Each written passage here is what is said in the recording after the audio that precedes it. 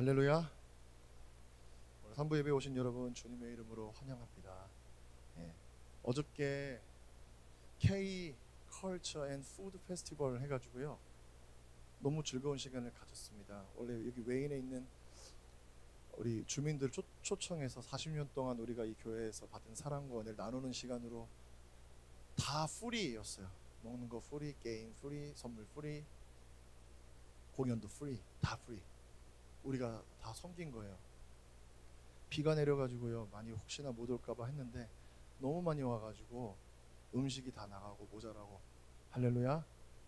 이런 일들이 있었습니다. 우리 거기서 또 수고하신 우리 남성계 회원분도 계시고 여성계 회원분들도 계시고 또 우리 최 집사님 또 태권도 또 그 젖은 마루에서 하시느라고 너무나 감사했는데 우리 서로를 격려하는 박수 한번 했으면 좋겠습니다. 감사합니다. 유대인들의 인사는 샬롬입니다. 샬롬. 한국 사람들의 인사는 어떻게 하시나요? 안녕하세요. 그죠? 안녕하세요. 이 평안을 비는 말이에요. 근데 영어는 어떻게 인사하죠? 헬로, 헬로, 헬로.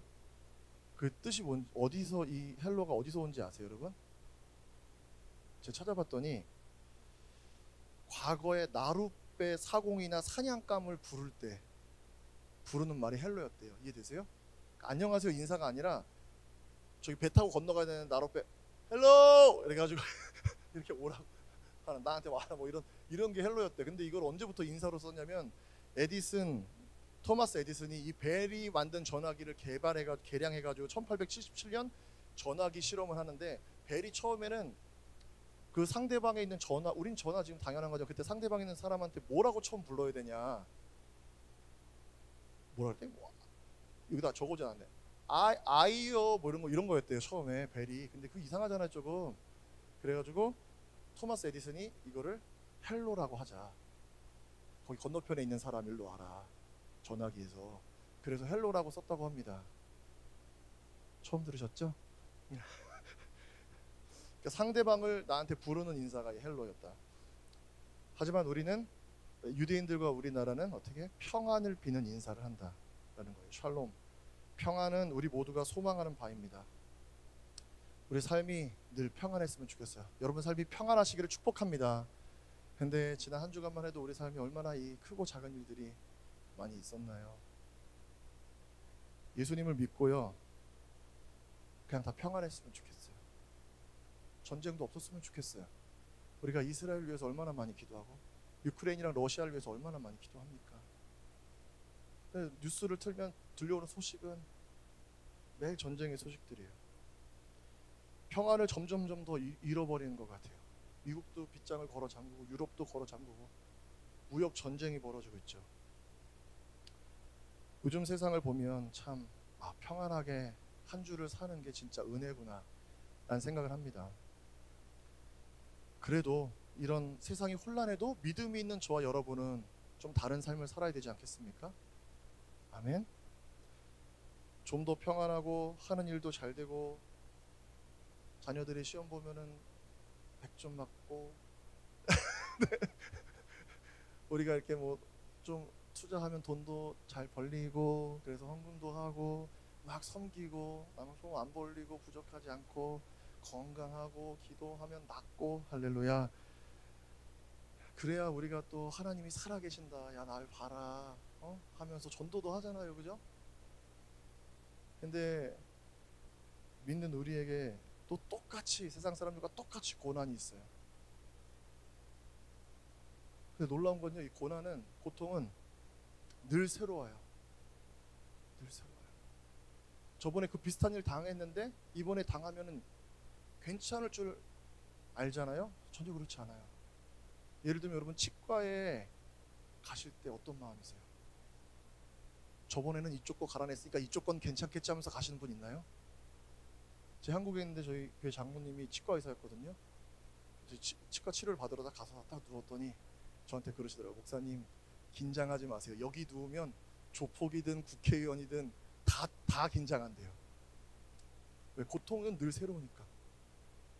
익숙해지지 않아요. 똑같이 힘들고 어떨 때는 일반 사람들보다 세상 사람들보다 우리가 더 힘들어요.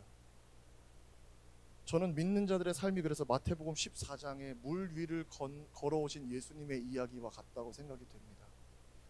예수님께서 오병이어 기적 후에 제자들에게 여기 있으라고 하고 건너가셔서 기도하고 밤중에 기도하고 계셨는데 제자들이 있었던 배가 풍랑을 만나요. 그래서 막 요동치는데 걱정하고 두려워하고 있는데 저기서 희끄무레한 게 막 바다에서 건너온다는 거죠. 제자들이 너무 놀라서 따 하고 유령이냐 그랬어요. 예수님이 뭐라고 하냐면 나다, 두려워하지 말아라, 안심해라 그러거든요. 그때 베드로가 어떻게 합니까? 만일 주님이시거든 나를 명해서 이 물 위를 걷게 하소서. 예수님이 와라. 그래서 물 위를 베드로가 걸어갔다라는 거예요. 할렐루야. 베드로가 물 위를 걷어서 예수님 품에 안겼더라. 이게 우리가 상상하는 그림이잖아요. 근데 어떻게 돼요? 베드로가 잠시 걷다가 바람을 보고 무서워해 물에 빠졌다. 예수님이 오라는 곳으로 가는데 물에 빠진다는 거예요. 예수님이 오라는 곳으로 가는데 두려움이 있다라는 거예요. 예수님이 있으라고 한 곳에 있었는데 고난이 찾아온다라는 거예요. 그때 어떻게 되느냐? 그게 바로 저와 여러분의 삶이다. 물 위를 걷고 싶어요. 어떤 고난, 어떤 풍랑 중에도 물 위를 걸으며 이 발이 젖지 않고 주님 품에 안기는 그 평안을 누리고 싶은데 우리는 어떻게 해요? 물에 빠진다라는 거죠. 신앙은 그래서 역설적인 길입니다. 우리가 원하는 대로 되어지는 길이 아니라 주님이 원하시는 대로 내가 바뀌어져 가는 길이 이 신앙의 길이에요. 그래서 때로 어려운 거예요. 상황과 환경이 우리의 기대대로 되지 않는다 하더라도 그래서 우리가 절대 잃어버리면 안 되는 것이 무엇이냐? 주님이 나와 함께 하신다. 이 사실입니다.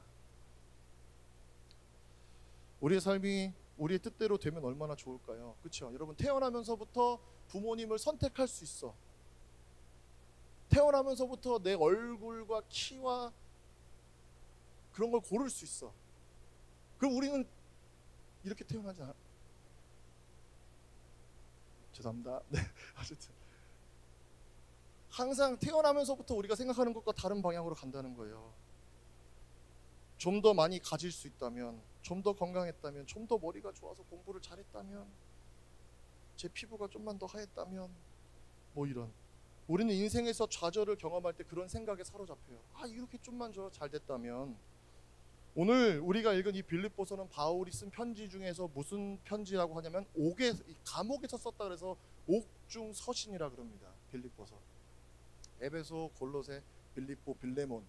이거를 1차 감옥에 로마 감옥에 투옥됐을 때 썼다 그래서 옥중 서신이라고 하는데 빌립보는요.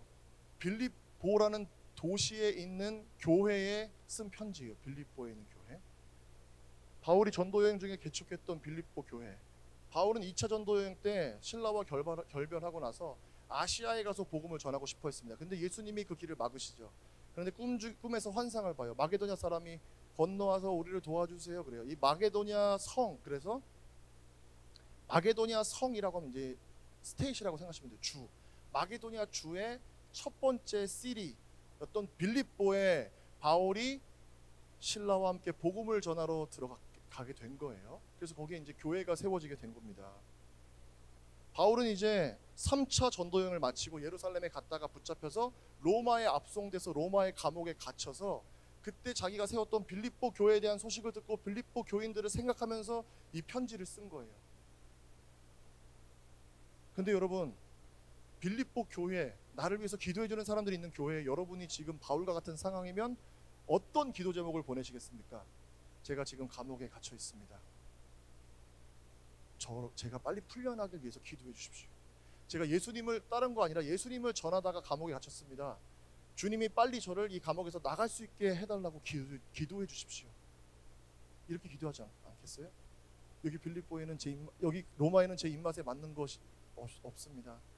맛있는 치킨을 좀 넣어주세요. 뭐 이런 기도 보내지 않겠습니까? 구호품 보내달라고. 근데 바울은 그런 기도를 하지 않아요. 빌립보서에 별칭이 있는데 이 별명은 뭐냐면 기쁨의 서신이에요.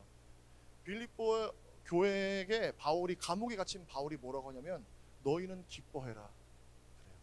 근데 이 빌립보서가 4장밖에 안 되는데 기뻐하라라는 단어가 17번 나와요. 계속 말하는 거예요. 기뻐해라, 기뻐해라, 기뻐해라. 그 무슨 얘기냐? 빌립보 교회가 기뻐할 만한 상황이 아니라는 거예요. 저도 제가 아이가 3명이 있거든요. 제 사랑하는 아들한테, 딸한테 제가 항상 하는 말이 있어요. 주님을 사랑해라, 말씀에 순종해라 라고 하면 좋은데, 방 치워라, 방 치워라, 방 치워, 방 좀 치워라. 우리 막내한테는 이빨 닦아라, 이빨 닦아라, 이빨 닦아라. 그 얘기 왜 하는 거예요? 다 내가 들었던 얘기니까. 안 되니까, 그게 이걸 해야 되는 상황이니까 계속 그 얘기 하는 거예요. 똑같아요. 빌립보 교회니까 기쁨이 지금 필요하다라는 거예요. 그럼 빌립보가 어떤 도시냐? 알렉산더 대왕의 아버지 필립 2세가 정복한 도시라서 그 이름을 필립이란 따서 빌립보라고 지은 거예요. 알렉산더라는 대왕이 옛날에 있었는데, 알렉산더 대왕의 마게도냐가 멸망하고 나라가 4개로 분열이 됩니다. 4개로.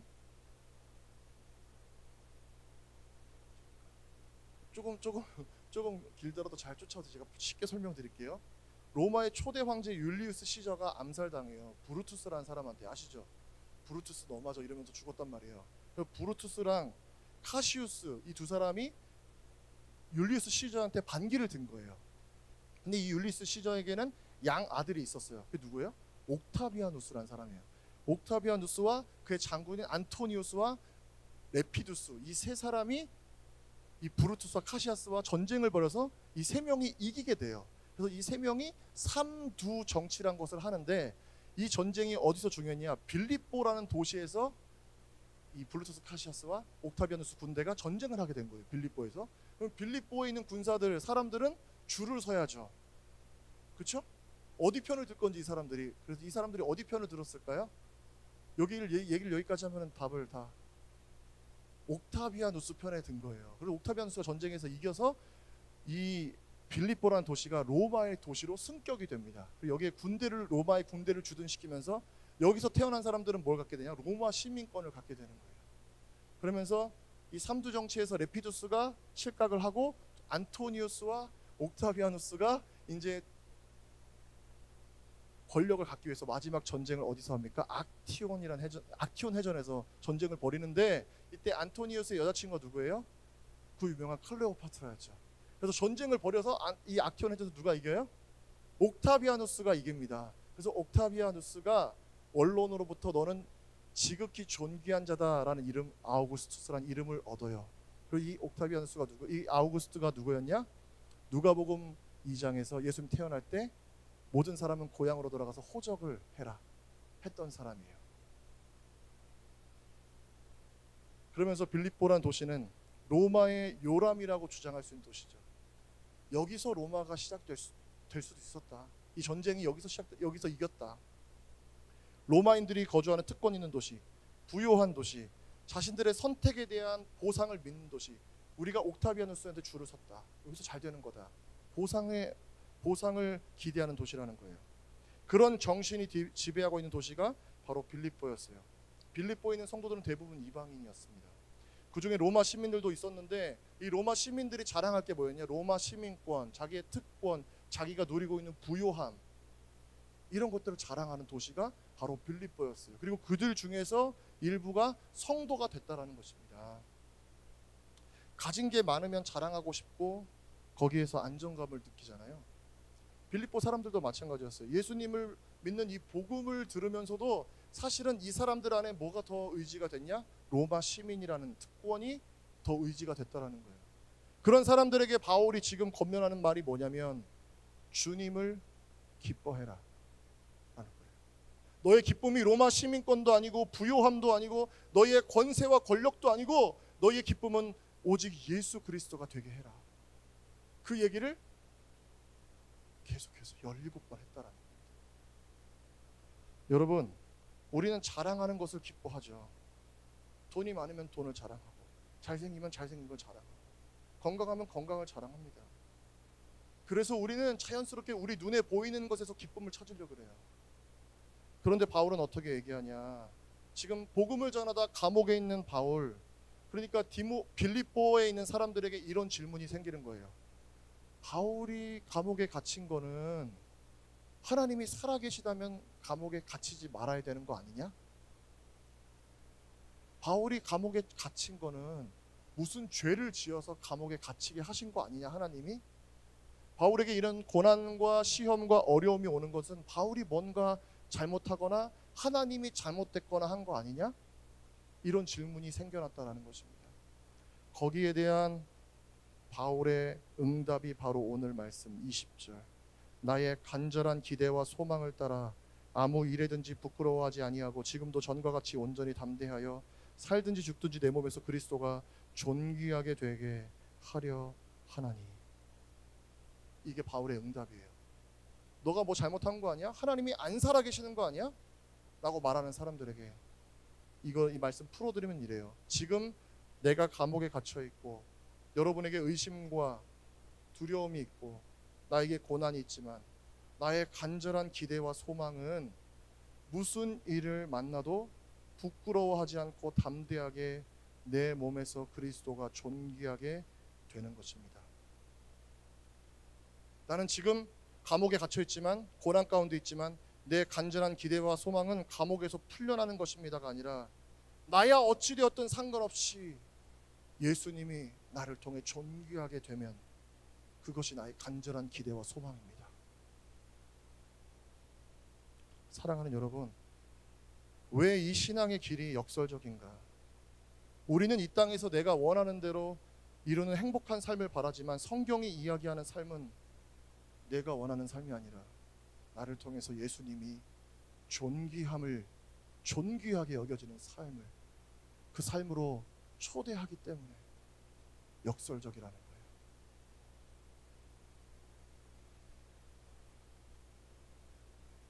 그러면 우리는 어떻게 그리스도께서 우리의 삶에 존귀하게 되게 하실 수 있나? 이 한 가지를 도전하고 싶습니다. 무엇이냐? 여러분이 있는 자리에서 여러분의 부르심에 응답하라 라는 것입니다. 여러분 각자를 향한 하나님의 기대와 소망을 발견하셔야 돼요. 바울은 자신의 부르심을 내가 유명해지던가 내가 더 큰 교회를 세우던가 많은 교회를 세우던가 자기가 더 평안한 삶을 사는 게 자기 인생의 부르심이 아니었어요. 목적이 아니었어요. 바울은 자기를 하나님이 부르셨을 때 어떻게 믿었냐? 나는 이방인의 사도다 라는 믿음이 있었어요. 그래서 복음을 전하기 위해서 유대인이 아니라 이방인들에게 갔던 겁니다.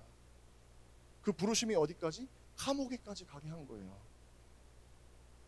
그리고 자신이 감옥에 갇혀있다 하더라도 상관없이 하나님의 부르심이 있기 때문에 자기를 통해서 하나님이 존귀함을 받으신다라고 믿었던 거예요. 그래도 우리 삶의 자리, 우리가 만나는 그곳에서 하나님의 부르심을 발견하셔야 돼요.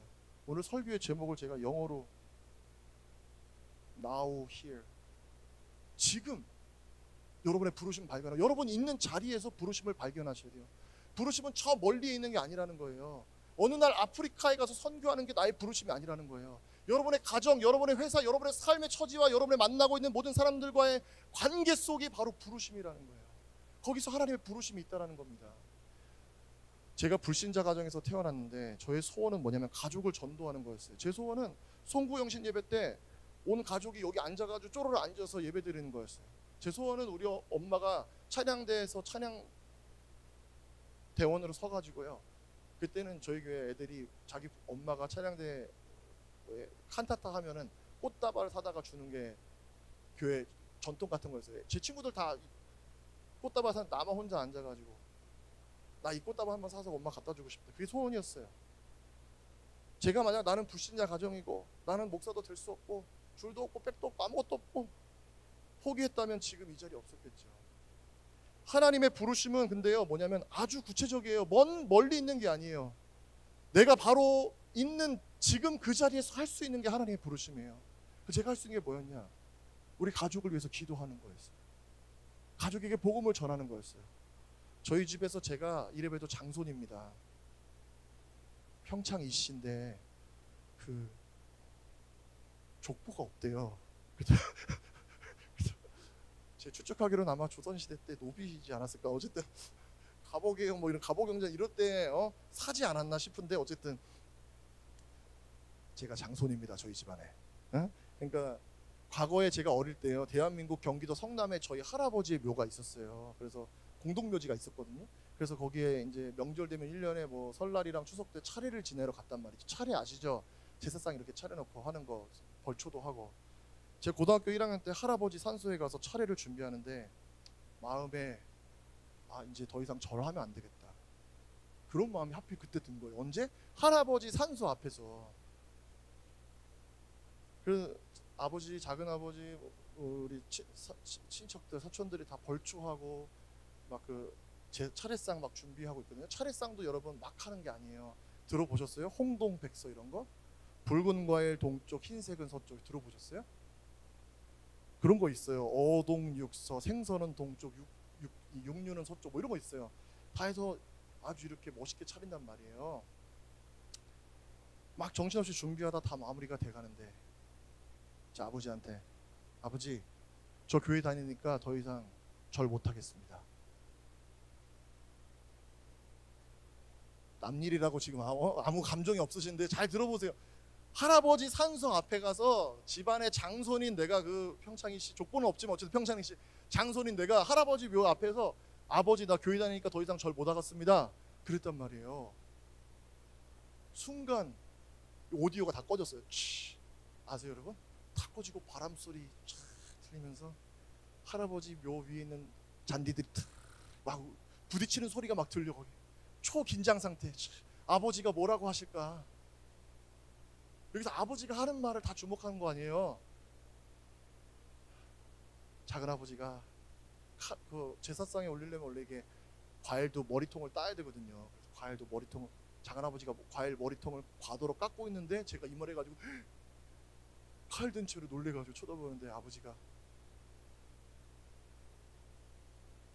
야, 이 호루 새끼야 하면서 제 뺨을 맞지 않고 아버지가 딱 한마디 하셨어요. 앞으로 그렇게 해라. 앞으로 그렇게 해라. 제가 차례상에서 그래도 제사는 계속 지냈거든요. 제가 클 때까지, 결혼할 때까지. 그 차례상에서 제가 할 수 있는 건 뭐냐면 온 가족을 위해서 기도하는 거예요. 오늘 여기서 절하는 우리 작은아버지, 우리 사촌들 예수 믿게 해달라고. 여기다 절하지 않고, 우상에 대해 절하지 않고 주님 앞에 절하게 해달라고. 하나님의 부르심은요, 거대하고 멀리 있는 게 아닙니다. 우리 삶에서 아주 구체적인 거예요. 우리가 할 수 있는 거예요. 우리가 가야 할 바, 우리가 행해야 할 바를 성령께서 가르쳐 주십니다. 그게 저와 여러분의 부르심이에요. 멀리 있다고 생각하지 마세요. 여러분이 처해 있는 환경에서 그럼 여러분의 부르심은 무엇입니까? 바울의 입장에서 감옥에 갇혀 있어요. 모두가 풀려나기를 기도해 주세요라고 말할 수 있지만 바울은 뭐냐면 그리스도가 여기서도 나를 통해 존귀함을 받기 원합니다. 그래서 여러분은 기뻐하십시오. 내가 여기서도 다른 이방인들에게 복음을 전할 수 있으니까 내가 이 비밀을 담대하게 말할 수 있도록 여러분 나 걱정 말고 여러분은 기뻐하십시오. 이렇게 말하는 거예요. 그리고 빌립보서 4장 13절에 뭐예요? 내게 능력 주시는 자 안에서 내가 모든 것을 할 수 있습니다. 감옥에 갇혀 있든 감옥 밖에 있든 가난하든 부유하든 힘이 있든 건강하든 건강하지 않든 아무 상관없이 그리스도가 존귀하게 되는 일을 나는 할 수 있습니다. 이게 바울의 고백이었다라는 거예요. 그게 바울의 부르심이었어요. 그리스도가 존귀하게 되는 삶은 무엇이냐 여러분? 여러분의 삶의 자리에서 하나님의 부르심에 응답하는 거예요. 작은 순종 하나가 바로 그 부르심에 응답하는 거예요. 그리스도가 존귀하게 되는 삶, 그래서 결과론적인 삶이 아니라 과정적인 삶입니다. 부르심은 우리를 과정으로 인도하기 때문이에요. 이게 무슨 얘기냐? 여러분의 하루하루 매 순간이 하나님의 부르심을 이루어가는 과정이 되어야 한다는 거예요. 이해되세요? 제가 옛날에 교회학교 사역할 때요, 여름에 방학 때 한국에서 애들 새벽, 고등학생들 새벽 기도를 했어요. 고등학생들 새벽 기도. 고등학생들 새벽 기도를 방학 동안에 하는데 맨 마지막 날에는 다 기도 제목 잡고 나와서 안수기도 해주겠다고.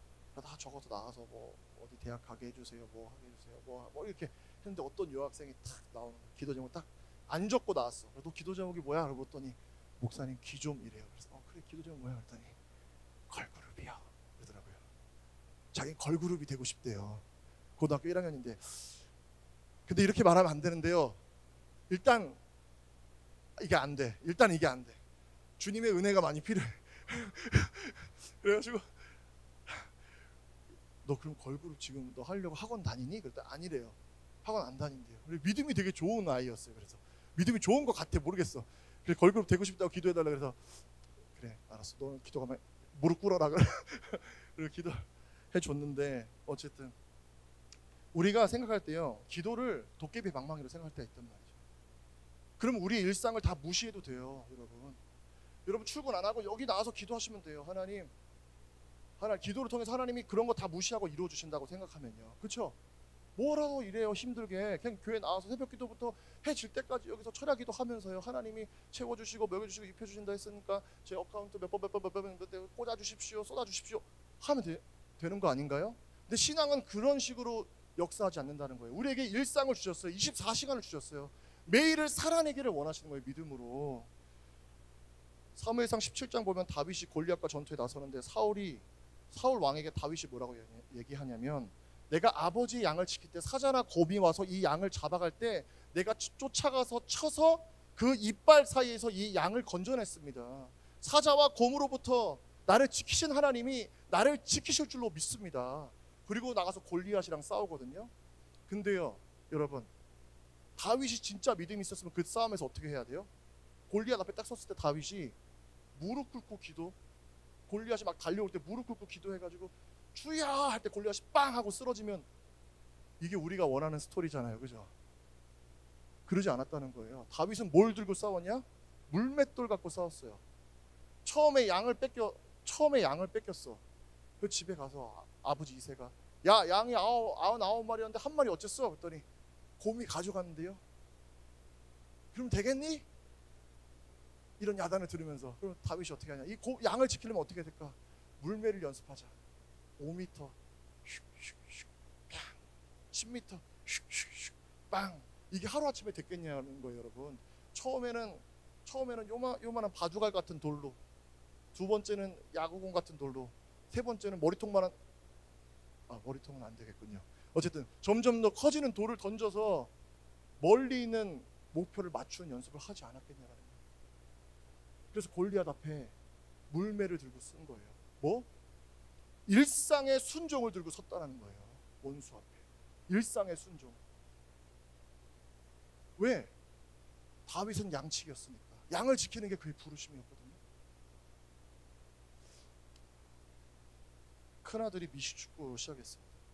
중학생 풋볼 몸무게 제한이 있어가지고 180파운드에 맞춰야 되는데 210파운드 정도 됐어요. 얘가 이 친구가 야 할 수 있겠어? 그런데 그걸 하더라고요. 풋볼을 처음 시작할 때 부르심이 있었어요. 형들이 찾아와서 네가 풋볼을 하면 너는 섹시보이가 될 것이고 여자친구들이 모두가 너와 사귀자고 할 것이다. 그 강력한 부르심을 따라서 살을 빼는 거예요. 180파운드. 기도한다고 여러분 살 빠집니까? 제가 해봤거든요. 아니 운동해야 돼요. 기도하면서 저녁 굶으면서 운동하면서 뺀 거예요. 그리고 지금 7학년인데 8학년 경기에 스타팅으로 나가는 거예요. 얘가.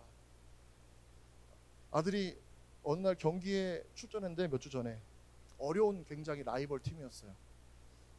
근데 저희 팀이 역전승을 한 거예요.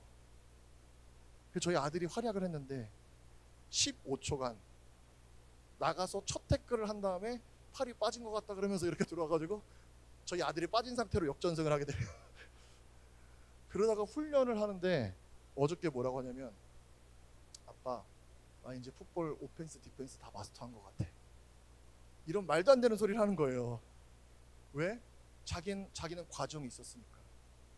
매일 저녁에 밥 굶고 그 부르심, 섹시보이라는 그 부르심, 그거 되고 싶어서 훈련하러 갔으니까, 그 과정이 있었으니까 이렇게 말할 수 있는 거 아닙니까? 다윗이 마찬가지예요. 양치기 목동이면 내가 할 일, 이 양치키는 거, 그걸 위해서 뭘 해야 될까? 울매를 던진 거예요. 그 손에 피가 날 때까지, 굳은 살 베길 때까지 던지지 않았겠습니까, 여러분? 근데 우리는 과정은 무시하고 결과만 원해요. 근데 하나님은 역설적으로 우리의 삶을 고난과 어려움과 시험을 통과하게 하면서 뭘로 부르시냐? 이 부르심을 과정으로 몰아가신다라는 겁니다. 목사님 힘든데요? 아픈데요? 지금 너무 바쁜데요? 거기서 하나님의 부르심을 발견하시라는 거예요. 바쁘시잖아요. 거기서 하나님의 부르심을. 아프시잖아요. 거기서 하나님의 부르심을. 어떻게 하면 지금 여기서 나를 통해 그리스도가 존귀하게 될 수 있는가? 저희 어머니가 중환자실에 지금 뇌출혈로 계신데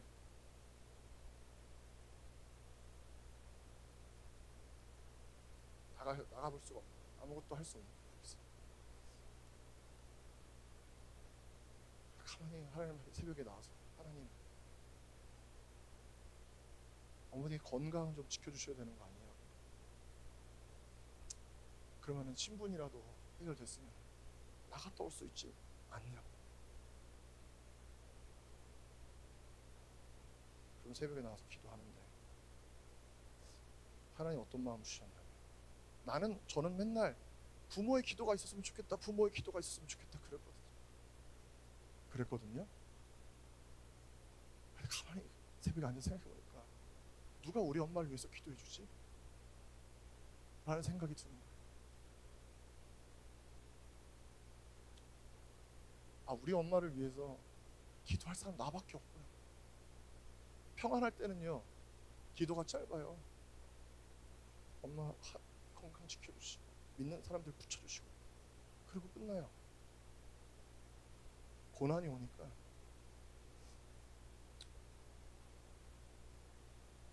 기도가 깊어집니다. 여기서 어떻게 하면은, 지금 이 상황에서 어떻게 하면 하나님 나를 통해서 예수님이 존귀함을 받을 수 있겠습니까? 그 기도를 채우는 것, 그리고 어떠한 일이 있어도 하나님이 선하게 나를 인도하신다는 그 믿음, 그거구나. 어느 목사님 섬기던 교회 교회학교 교사로 열심히 섬기던 집사님이 있었습니다.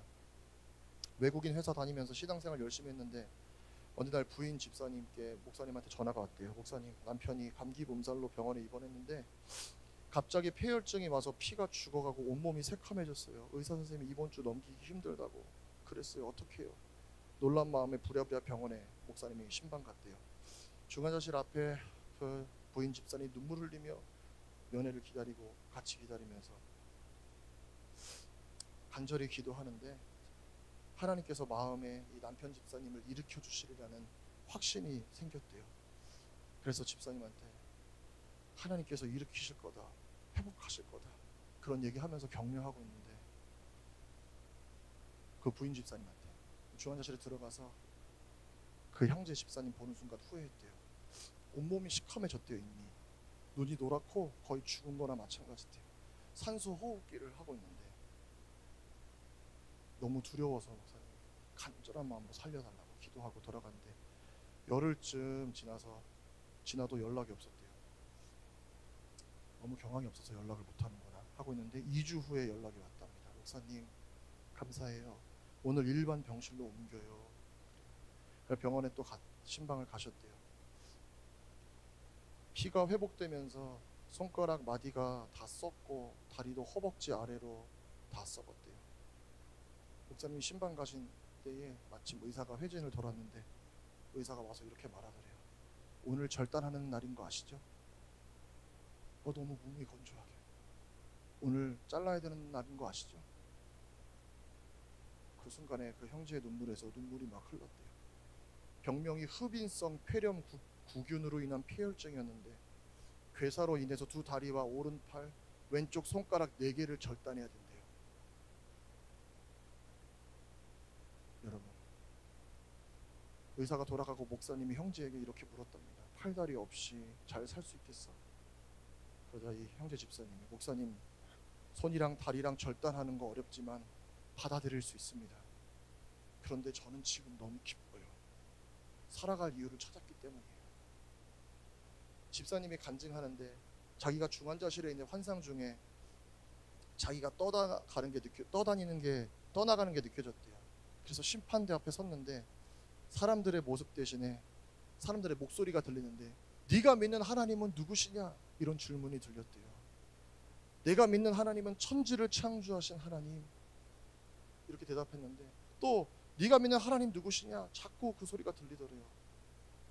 대답이 점점점 자신이 없어졌대요.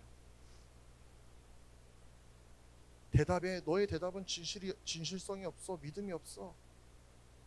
이런 아우성이 막 들리면서 끝없는 어둠 속으로 떨어지는데 다급해진 이 집사님이 그 떨어지는 중에도 기도했대요. 나를 살려달라고. 끝없이 떨어지는데 하나님, 나를 데려가 주세요. 그러나 할 일이 있다면 살려주세요. 그 순간에 눈이 떠졌대요. 고린도전서 10장 13절. 사람이 감당할 시험 밖에는 너희가 당한 것이 없나니 오직 하나님을 믿으사 너희가 감당하지 못할 시험 당함을 허락하지 아니하시고 시험 당할 즈음에 또한 피할 길을 내서 너희로 능히 감당하게 하시느니라. 집사님 앞에 두 길이 있었습니다. 하나는 소망의 길, 소망을 잃어버린 길, 어둠의 길. 나 이제 끝났다. 두 다리, 왼팔 잃고 오른팔 잃고 뭘 할 수 있어? 다른 길은 뭐냐? 이것이 하나님이 주시는 감당할 만한 시험이라고 믿는 거예요. 지금은 1급 장애가 되었는데 지금 돌아보면 그렇대요. 자기가 장애가 됐을 때 몸이 성할 때는 영적인 장애인이었대요. 그래서 이 집사님은 내가 손발이 없어도 살아가야 할 이유를 깨닫게 됐는데 이 세상에 하나님이 이렇게 말씀하셨대요. 이 세상에 위로받아야 할 자들이 많다. 네가 세상에 나가 나의 증인이 되라. 너의 그 모습으로 위로받는 자들이 많을 거다. 의수를 낀 오른손, 마디만 남은 왼손, 아내와 두 아이를 돌보아야 할 가장으로 이 현실에 어려움이 있을 수 있음에도 하나님을 신뢰하면서 그렇게 손과 다리를 절단하고 연세대 병원에서 재활치료를 하는데 팔다리를 잃어버린 사람이 돌아다니면서 다른 환자들에게 희망과 웃음을 주었다고. 그리고 지금 장애를 얻었지만 그리스도를 증거하며 살아가고 있습니다. 이홍승 집사님의 간증입니다. 이 집사님이 다시 일어설 수 있도록 하는 힘이 무엇이었습니까? 팔과 다리가 없어도 괜찮아. 나를 통해서 그리스도가 존귀하게 된다면 괜찮아. 하나님의 부르심을 깨달았기 때문입니다. 결론적으로 저와 여러분은 그리스도가 존귀하게 되기 위해서 무엇을 해야 되냐? 우리의 힘으로 할 수 있는 건 없어요, 사실. 기쁨의 헬라어는 카라인데요, 카라와 함께 어원이 같은 헬라어가 있습니다. 은혜를 의미하는 카리스입니다. 기쁨은 어디서 오냐? 하늘에서 옵니다. 은혜에서 오는 거예요. 그리스도가 존귀하게 되기 위해서 우리의 일상이 하나님의 은혜로 덮일 때, 그때 저와 여러분의 삶을 통해 저와 여러분이 어떠한 환경과 고난 가운데 있을지라도 예수님이 존귀함을 받으실 줄로 믿습니다. 그러한 일상을 살아내는 여러분 되시기를 축복합니다. 이제 여러분 차례예요. 물에 빠진 베드로가 예수님 불렀을 때 예수님이 그의 손을 잡아주셨고, 감옥에서 그리스도가 존귀하게 되기를 소원했던 바울은 그 감옥에서 출소해서 서바나 스페인에 가서 다시 복음을 전하게 됐습니다. 이제 여러분 차례입니다. 지금, now, 여러분 있는 자리, here. 세상은 이렇게 말하죠. God is nowhere. 그러나 우리는 이렇게 있습니다. God is now here. 지금 여러분의 삶의 자리에서 존귀함을 받으신 예수님, 그분 찬양하며 바라보며 나가는 여러분 되시기를 축복합니다.